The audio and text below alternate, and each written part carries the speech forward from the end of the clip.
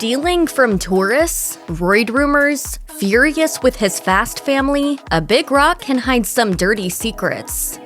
For the most part, Dwayne Johnson doesn't tap into anything too controversial, but when it comes to Joe Rogan apparently, he can't help himself. Per the New York Times, back in 2020, Spotify signed an exclusivity deal with Rogan for around $200 million. By the time 2022 rolled around, artists like Neil Young protested by pulling their catalogs from the platform over what they believed to be Spotify's support of misinformation on Rogan's show regarding the COVID-19 vaccine. Initially, when Rogan posted a video to Instagram addressing the controversy, Johnson appeared to support him. He reportedly commented, "Great stuff here, brother. Perfectly articulated. Look forward to coming on the show one day and breaking out the tequila with you." Johnson's comment appears to have since been deleted. Despite the video, the controversy was far from over. People began digging into Rogan's past and unearthed some less than savory stuff, including his allegedly flippant use of racial slurs. Rogan later issued a public apology for his past behavior. When Johnson was confronted by his fans about the controversy, he publicly distanced himself from Rogan and his previous comments. In response to crime writer Don Winslow, who criticized his support of the podcast host, Johnson tweeted, "I hear you as well as everyone here 100%. I was not aware of his N-word use prior to my comments, but now I've become educated to his complete narrative. Learning moment for me."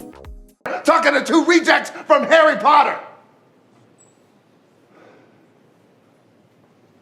So that's how you win over the crowd.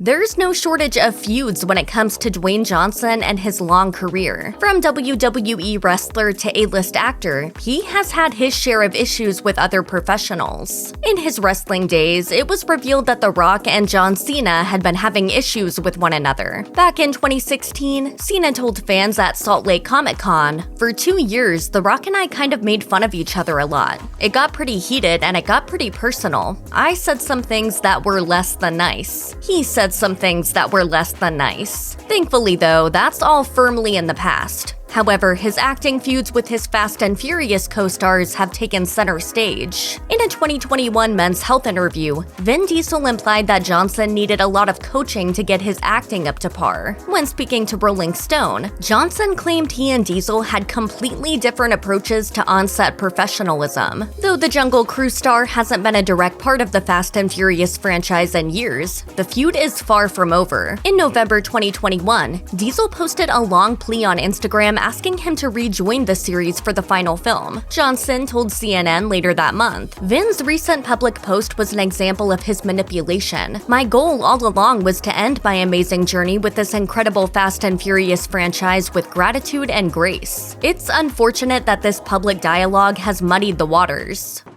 I'll see you soon. No, you won't. Back in 2017, Tyrese Gibson lashed out at Johnson for accepting the spin-off film Fast and Furious Presents Hobbs & Shaw, which subsequently involved delaying production on F9. A few days later, Gibson told TMZ, "He's the reason we're pushing the release date back now. I just got a problem with Dwayne. It appears that he's being selfish." That bad blood seems to be in the past though, since Gibson claimed that after a long overdue phone call, they've been making up for lost time. "I think we're both better men on the other side of all that stuff that went down." After making the jump from WWE star to movie star, Johnson made yet another jump to executive producer with the release of his show Ballers in 2015. The hit HBO series about the cutthroat world of professional football saw Johnson working alongside fellow executive producer Mark Wahlberg as part of a larger creative team. However, it wasn't long before the series landed in hot water. Upon the release of the first season of Ballers, Johnson, Wahlberg, and several others were slapped with a lawsuit by Everett Silas and Sherry Littleton, who claimed that the HBO project directly pulled from their unproduced script off-season. As compensation, the writers demanded $200 million for copyright infringement. Silas and Littleton claimed that HBO executives were given their script in 2007 and thus had access to its contents long before Ballers aired. Luckily for the team, less than a year later, a California judge ruled in HBO's favor and dismissed the lawsuit as meritless.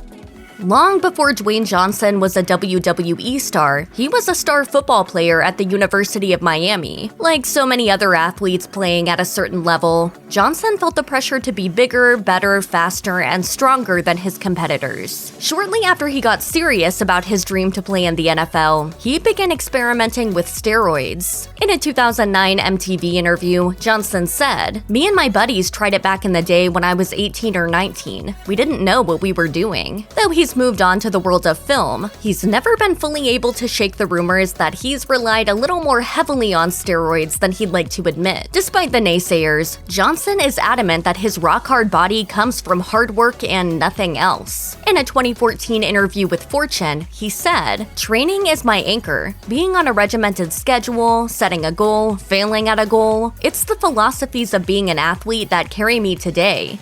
You may not have guessed that Dwayne Johnson would turn out to be the success he is today if you'd known him in his younger years. His father, Wade Douglas Bowles, also known as Rocky, was a professional wrestler as well, and his career demanded that the family move frequently. That lack of stability took its toll on young Johnson, and by the time he was 13, he was acting out. He told The Sun in 2021, "I started getting arrested for fighting, theft, all kinds of stupid stuff that I shouldn't have been doing." The star was living in Hawaii at the time and would pickpocket tourists, then pawn the goods. His bad behavior eventually caught up with him, and by the time he was 17, he'd been arrested more than a few times. Years later, Johnson channeled those memories into the sitcom Young Rock, and he is grateful for both the good and the bad in his past that helped him create the show, a process that he found deeply rewarding. He told Entertainment Tonight, "I get shook. I get teary-eyed as I'm watching these experiences that I have lived. Now I get a chance to share them with the world."